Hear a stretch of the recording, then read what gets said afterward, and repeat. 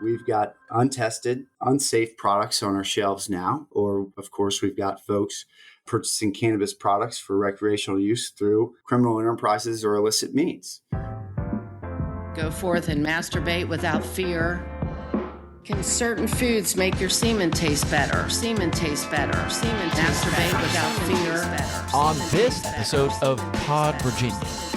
It is what it is. Ooh, wow. Creating a marketplace for marijuana. Get the government out of the way and let free enterprise reign. We talk about the failure of House Republicans to cut a deal. Puff, puff, pass on marijuana legalization. We're joined by Dylan Bishop of the Virginia Cannabis Business Association. If we're going to have this super regulated and rigid structure, it really only makes sense to have the retailers in a position to make these sales. We also talk about creating a statute of limitations for medical debt and police using facial recognition technology.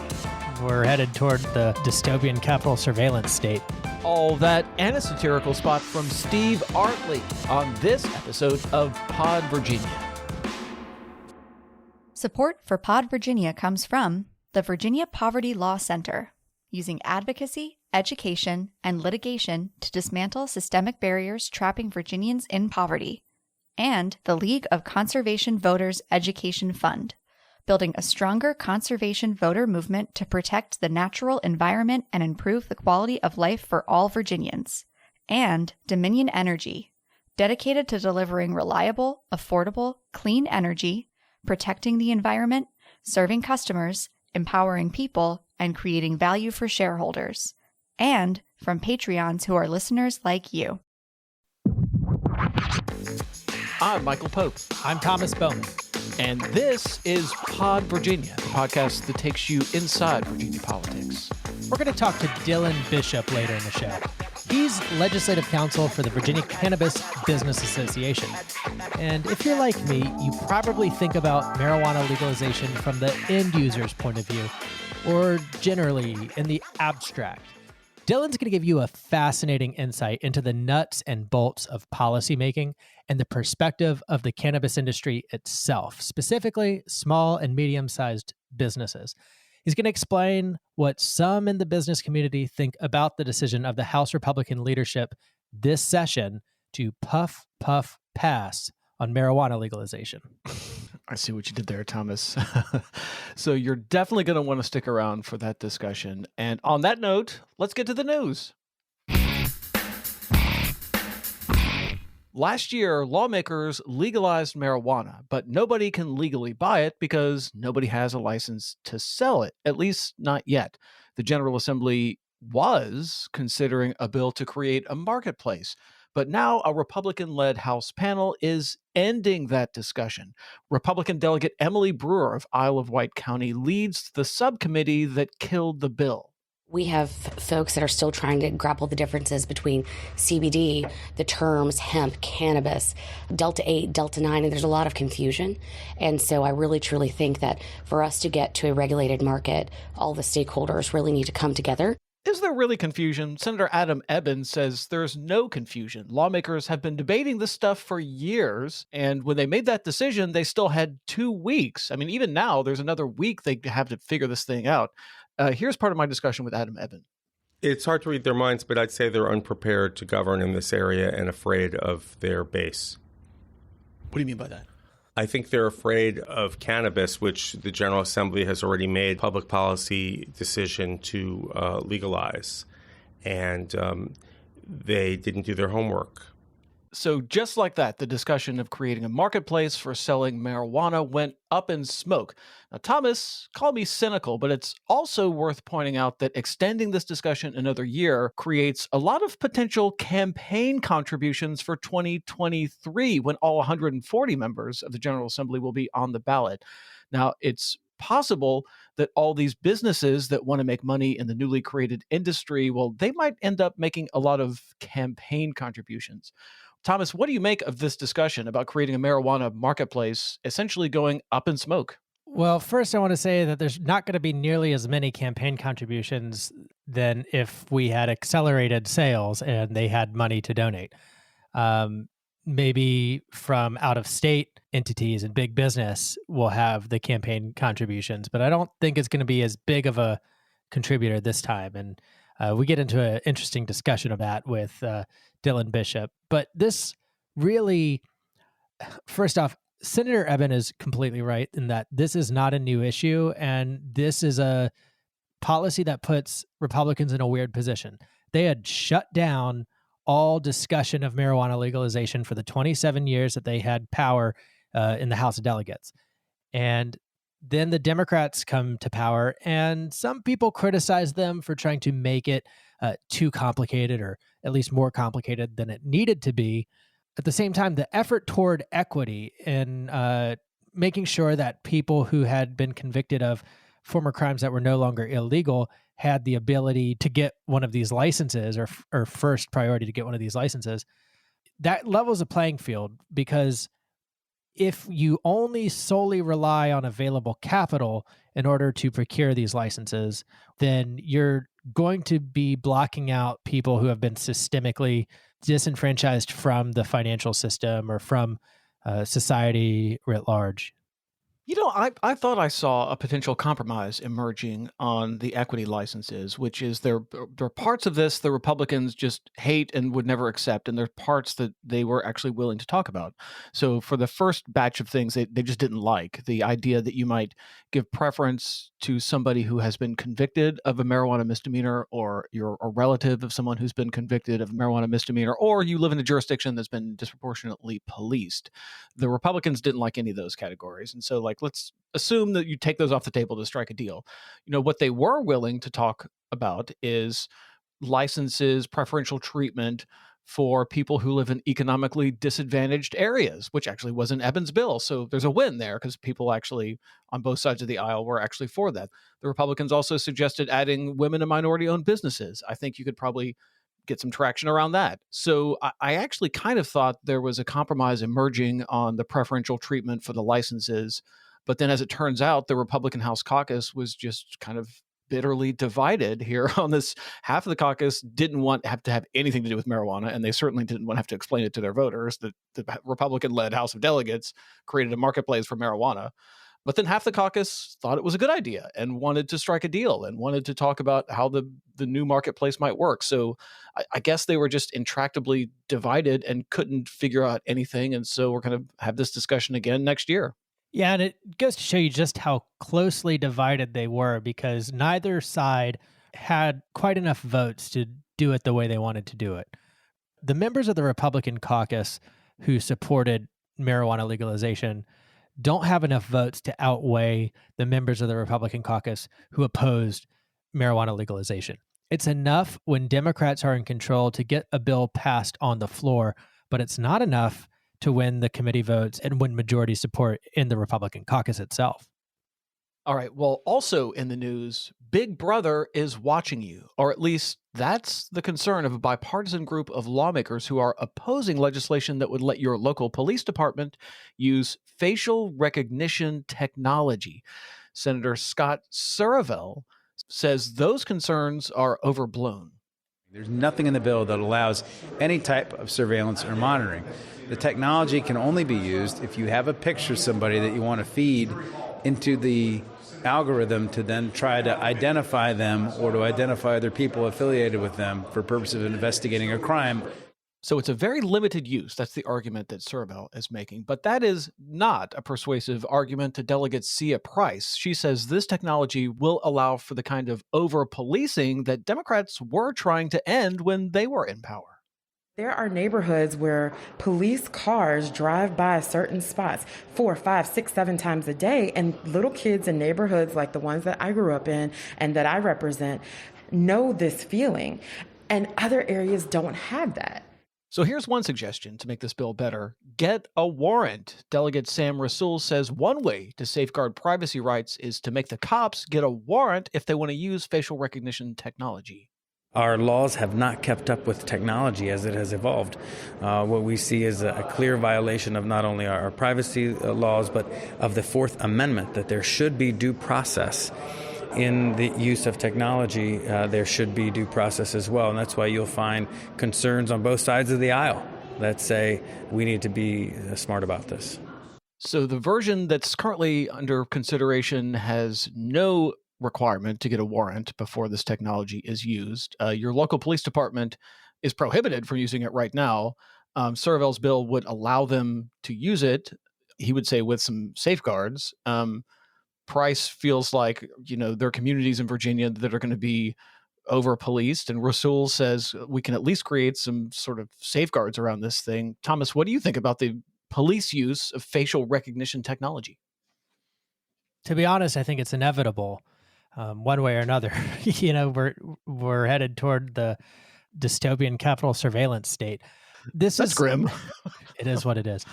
On another note, though, I'm kind of surprised that this bill is coming from Scott Surovell. When he was Delegate Scott Surovell, he was a member of the Privacy Caucus, one of the co-chairs of the Privacy Caucus, with, of all people, Republican Delegate Bob Marshall, if anybody remembers him. So that was the one thing that they could agree on. And, Scott supported positions like getting rid of the police license plate scanners and getting rid of and letting you shoot drones down that were flying over your property. Those are some of the vintage core values for Scott Surovell. So it makes me wonder, where did the idea for this bill come from?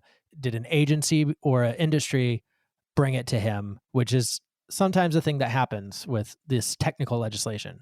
I think there is one vendor here that is a particularly well-heeled vendor who would stand to gain by having their technology be used in police departments across Virginia. So, there is a business stakeholder here, but then also, keep in mind, Fairfax County used to be able to use this technology. So before the Democrats passed this bill to basically outlaw it, Fairfax County used this all the time, and they actually caught lots of criminals using this technology. And then now all of a sudden they can't use it anymore, but they want to use it, of course.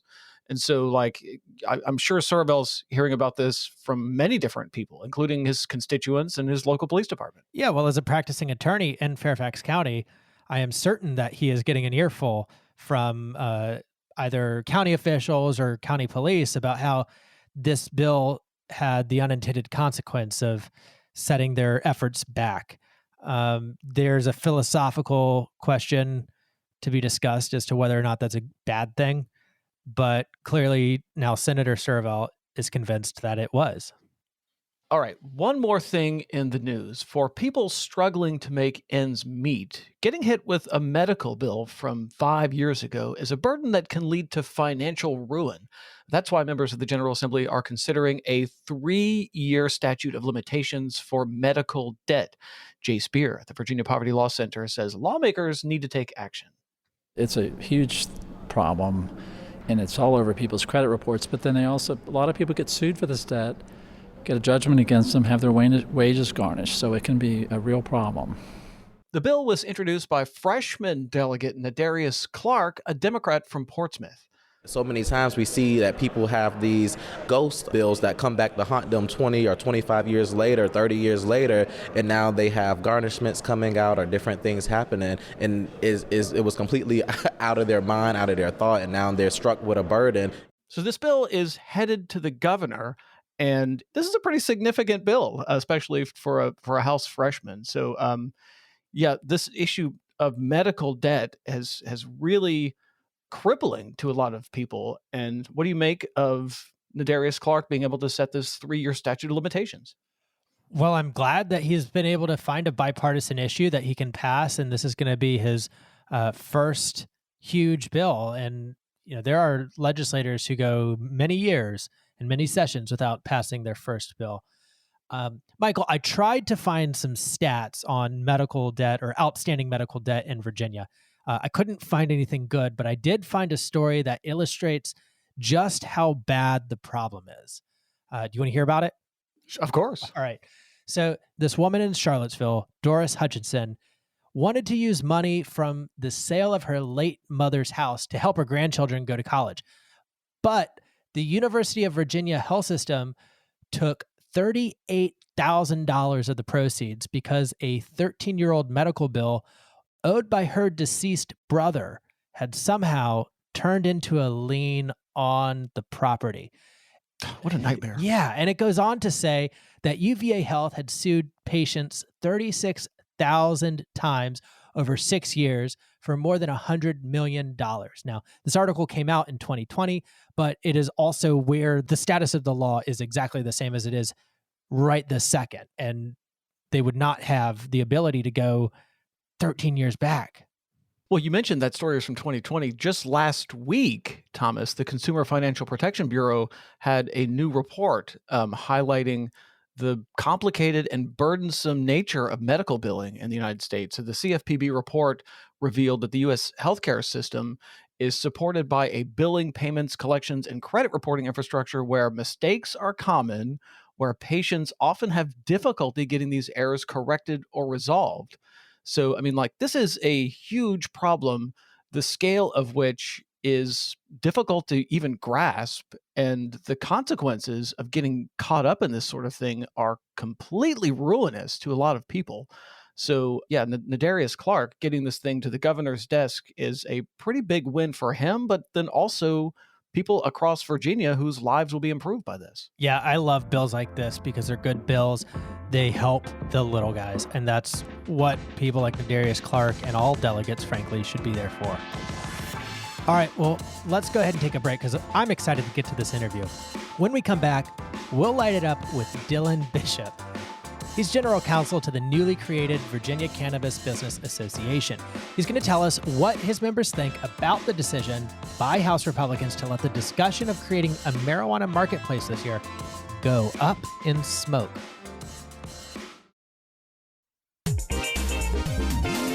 This is Clark Mercer, former Chief of Staff to the Governor of Virginia. You are listening to Pod Virginia, my favorite podcast about Virginia politics with Michael Lee Pope and Thomas Bowman.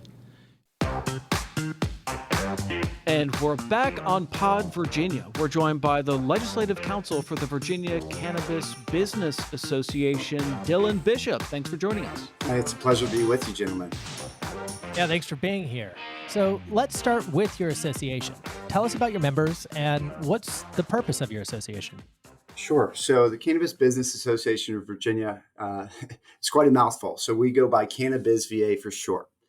And we're a 501c6 nonprofit trade association. And we were formed with the founding principle of ensuring that small and medium-sized Virginia businesses have an opportunity to participate and thrive in Virginia's regulated cannabis industries.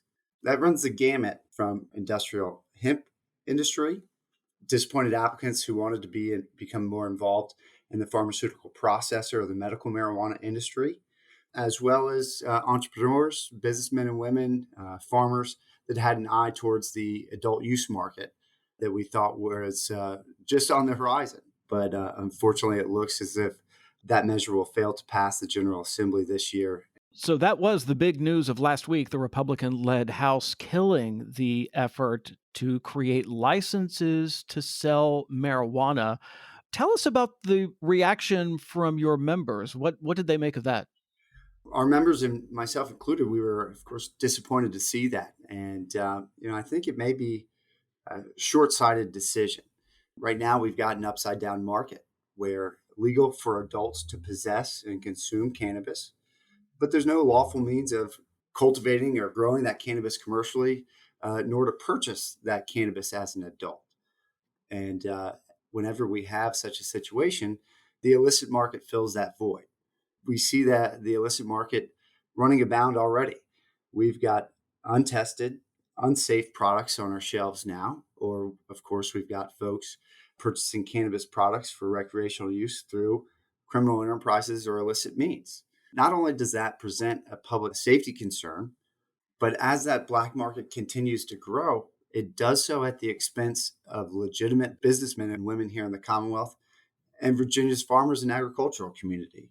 So it's really a shame, not just for the consumers, but for the entrepreneurs and the agricultural community here in the Commonwealth that was really looking forward to, operating in a legitimate enterprise and doing things above board and, reinvigorating some of our more distressed localities or agricultural communities that have found themselves in hard times of late. Yeah, it seems like Virginia is also missing out on an opportunity for revenue. So the average person, if they live in Northern Virginia at least, they're going to go up to DC. They're going to buy their marijuana legally in DC. DC is going to capture all of the revenue associated with that transaction. Then they're going to break the law by bringing that cannabis into Virginia, where it's legal to have, but all the things you have to do to get it are illegal. So let's talk about early sales, Dylan. This session, we heard discussion of letting dispensaries start selling as soon as September. People who get licenses would have to wait until whenever those are available, years at this point. What did you make of that discussion of letting some people enter the market right away? That actually came as a recommendation of the Cannabis Oversight Commission, so a joint commission that was bicameral, so members of the House and Senate. And what they had proposed was put into writing and introduced as Senate Bill 313 by Senator Ebbin. And what that legislation would have allowed is for our existing pharmaceutical processors, as well as 5 qualified industrial hemp processors, to engage in sales during this transition period. So it would be in this intermediate period until the Cannabis Control Authority could get fully propped up and be in a position to establish and regulate that more permanent market. Now, if there was some pushback from groups like Marijuana Justice and some of the smaller farmers saying, hey, what's the deal here? I thought the intention was to allow small farmers, small businesses, disadvantaged populations to participate. But with the early sales, you're only letting the quote unquote big guys participate. That's for pretty sound policy reasons. That early sales legislation was intended to curb this illicit market that I referred to earlier. But in order to do that, you need pretty much turnkey operations to satiate this huge demand. Now, the pharmaceutical processors, they cultivate and distribute marijuana products, but only for those folks that have a written certification from a practitioner. Now, if we were to allow those pharmaceutical processors to sell to the full adult use market, they may have capacity issues. And as a result of that, they wouldn't be able to satiate the entire adult use demand. And it may actually inhibit their ability to provide products and therapies to their patients that are getting these products for medical reasons.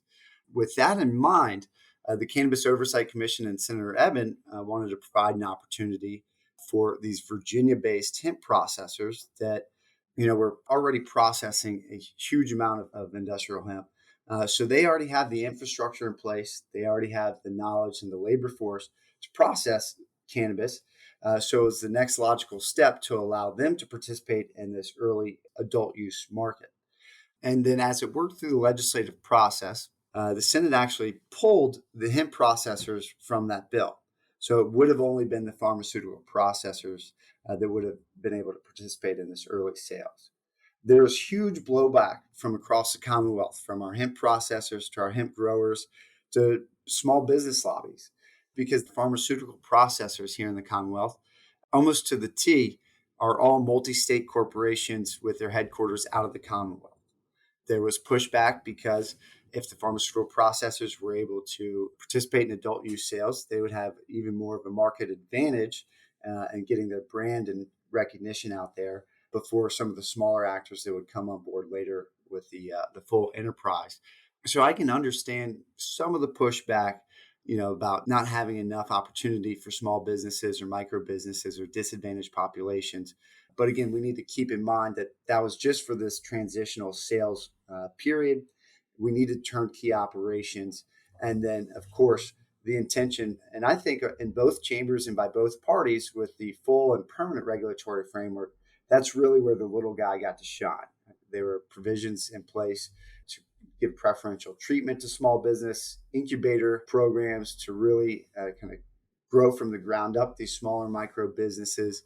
And I know particularly, Delegates Wampler and Weber and Senators McPike and Senator Ebbin were really trying to come up with a program to facilitate micro businesses or craft grows as well.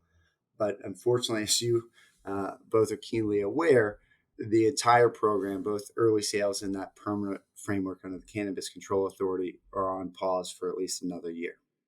Well, let me ask you about the rules around advertisements. So there were a lot of them, and the restrictions were things like the advertisements could not include description of like a happy hour. You could not advertise for a happy hour. You could not advertise at a sporting event. There were limitations on outdoor billboards. The signs on the retail establishments could not be in neon lights, that sort of thing. What did you make of all of the many restrictions on advertising around marijuana sales? Sure. Well, anytime you restrict advertising or marketing materials, you run the risk of a First Amendment violation. So you've got to be extremely cautious there. So the lawyer in me is automatically skeptical of advertising restrictions. But then again, at the same time, as an industry with a potentially intoxicating substance, we certainly don't want advertising or marketing materials targeted at children or incapacitated adults. So it's a fine line we walk there. I think that it's prudent to prohibit advertising that would be reminiscent of a candy wrapper or using cartoon characters or figures or namesakes that are generally appealing to children. I think Justice Potter Stewart said it when referring to pornography. He doesn't know how to define it, but he knows it when he sees it. So it's tough to legislate every potential scenario, particularly when you've got First Amendment considerations at play. So as a representative of the industry, I think it's prudent that we operate above board and without requiring the General Assembly to legislate or prohibit any and every instance that could be problematic. So I think if we were to provide broad principles in the legislation and leave that intelligible principle in place and let the court system or the regulators determine what does or doesn't, run afoul of those standards, that's probably more appropriate than trying to legislate any and every particular instance of marketing or advertising materials that might be problematic. The other hat I wear is a partner at Resolute Strategies Group. We do advertising. So I can't speak to your particular association, but my experience from the ad industry perspective is that usually organizations like this don't want to deal with the potential for another $4 billion settlement. And so, they're just as happy avoiding the advertising conundrum altogether because they never know when that hammer is going to drop from the feds. Believe it or not, when I worked for a delegate in the House several years ago, we actually had Altria bring us a bill because they wanted to proactively prohibit, in this case, e-cigarettes, right, from getting into the hands of kids. And the tobacco industry brought that restriction to the member that I worked for because they just wanted to get out ahead of potential lawsuits. And so that might be a model for the cannabis industry too. But, that's just my musings. Let's talk about online sales. There was some discussion about prohibiting online sales, and your association made a distinction between pickup and delivery. Do I understand that right? That's correct. So in both the House and Senate vehicles try to regulate this adult use market, there were restrictions on the retail licensees. And those restrictions included a prohibition on online orders, online sales, delivery orders, and also drive-through orders. Now, we understood the policy behind prohibiting, at least in the early years, delivery sales or drive-through sales. And that's because you want to confirm that customer is at least 21 years of age or older. You can put your hands on the ID, run it through a third-party verification system, and also ensure that consumer is not under the influence of any intoxicating substances at the time of the purchase. We did think that it was going a little bit too far in prohibiting online sales. In this day and age, particularly with the millennial generation and Gen Z, when they come of age, it's nice to be able to select your product online and then go into the store and pick it up. So we thought that, just as a pro-business factor here, that avoiding online sales or prohibiting online sales for pickup maybe went a step or two beyond the pale. And so if you maintain the prohibition on deliveries or drive-through orders, permitted online sales, but still required that customer to come in and pick up that product, show their ID, and the teller or the client representative could ensure that they're not otherwise under the influence of another intoxicating substance, that would be just fine. And, there is some stigma around adult cannabis use. It might be nice for some of those folks that are worried about being seen inside the cannabis dispensary. They could, quickly and easily already have their selection made. Just walk in, show their ID, get out the door, and have a nice day. So, as the business association for this industry, we've always got a keen eye on prohibitions that would inhibit commerce in any way. Let's talk about those transactions. So clearly, the retailers can do transactions to sell marijuana products, but what about cultivators? Should cultivators be able to sell seeds or pods? Where do they fit into the selling part of this? If we're going to have this super regulated and rigid structure, it really only makes sense to have the retailers in a position to make these sales. As the House and Senate versions of these adult use bills are written, there's a whole slew of requirements for that retailer. They've got to have human trafficking information posted in their facilities. They've got to train their employees on what over intoxication looks like. And there's all these mechanisms in place to make sure that these adult use cannabis products aren't being misused. Now, at the same time, those restrictions and those training requirements were not put in place for the cultivators. So if we're going to take this path and require any person that sells potentially intoxicating products to have that training and have that myriad materials inside their facility, that would also need to apply to the cultivators if they're also in a position to sell direct to the consumer. And those requirements were not in place as the bills were drafted. So we thought, just to make it more clean, that all sales of these adult use marijuana products should probably go through that retail licensee. It sounds like you're trying to set up a system similar to what the beer and wine wholesalers have, where it's a three-legged market. You have a distinction between the manufacturers, the distributors, and the retailers. Obviously, you're going to have slightly different categories for your market, but do I understand that right? That's generally what you guys are looking for? You're exactly on the money here. And I don't know if it's what we were looking for, but it's the hand we were dealt. So I think that the legislators, in coming up with the proposals, prohibited vertical integration specifically to benefit the small and medium-sized actors here in the Commonwealth, or flip the coin, to prohibit major players, major multi-state actors from coming in and vertically integrating and dominating the market.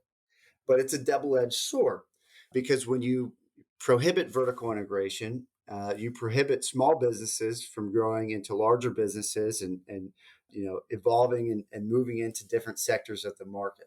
Well, let's talk about areas that would have a kind of a local prohibition. So during this debate, there was a lot of talk about opting in versus opting out. Senator Ebbin's bill would have had every local government automatically opting into marijuana sales. And if a local government wanted to opt out of the marketplace, essentially creating a prohibition on all marijuana sales in that jurisdiction, they would have to hold a referendum. Dylan, tell us about the thoughts of your association in terms of governments having to have a referendum to opt into marijuana sales versus having a referendum to opt out of marijuana sales. Sure.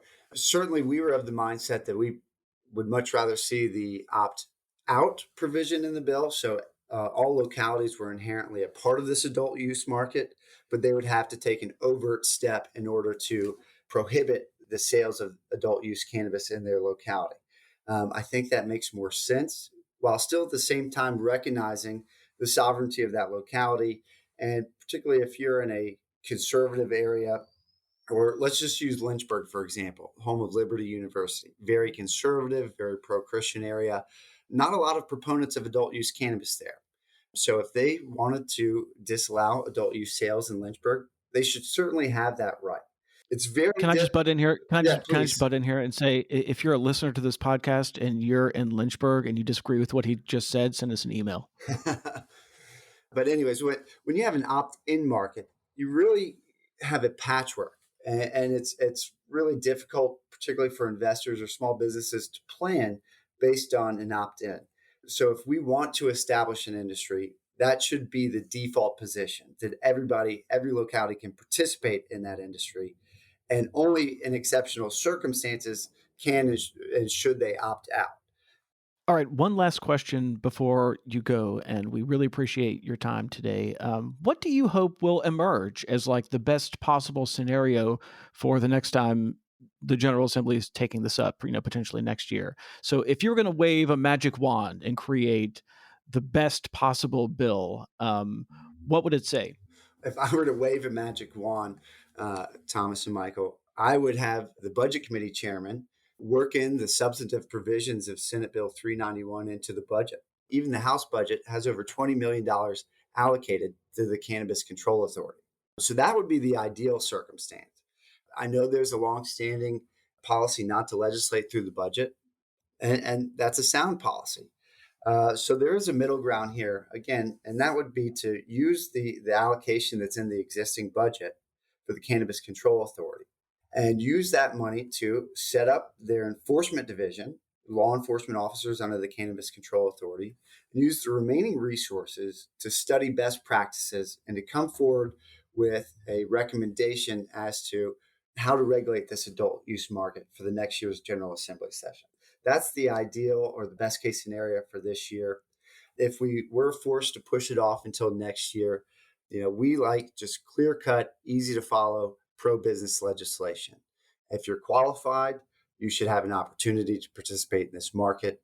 We'd like to see preferential treatment, of course, for Virginia businesses, folks in particularly distressed localities, whether that's an urban locality, a rural agricultural community. I think that's appropriate, but less is more. We've got to have age restrictions. Like I said, I think we have to have at least an intelligible principle prohibiting marketing to children. We need a public messaging campaign to make folks aware of what is legal, what's not legal, the safety hazards associated with using an intoxicating substance.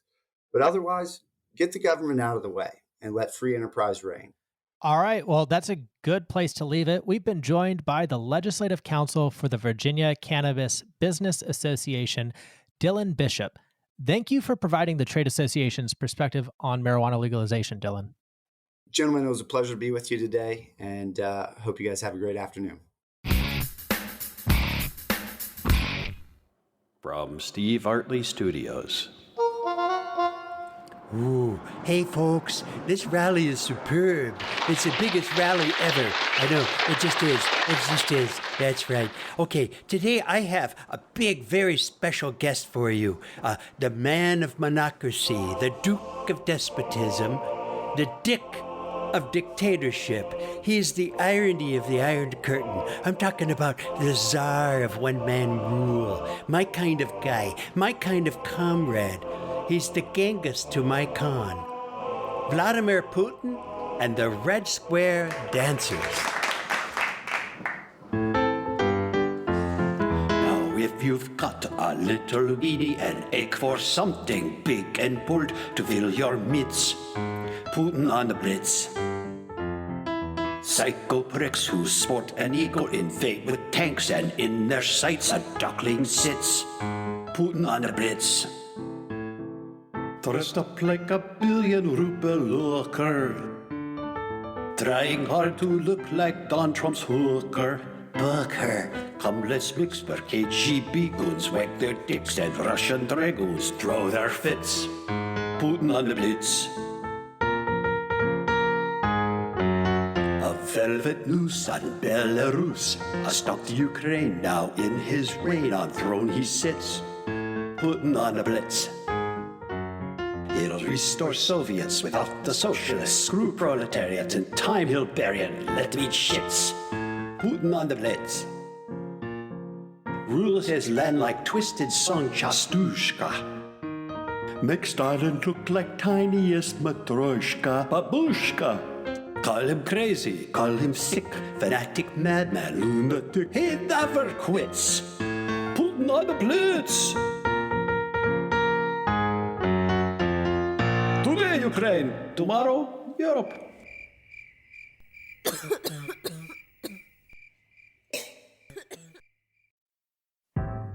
Pod Virginia is a production of Jackleg Media. Our producer is Arian Ballou. Our transcriptions are by Emily Cottrell, and our satirical spots are by Steve Artley. Find us on Facebook or Twitter. Subscribe wherever you get your podcasts. And hey, write a review on Apple Podcasts. It really helps people find the show. We'll be back next week with another episode of Pod Virginia.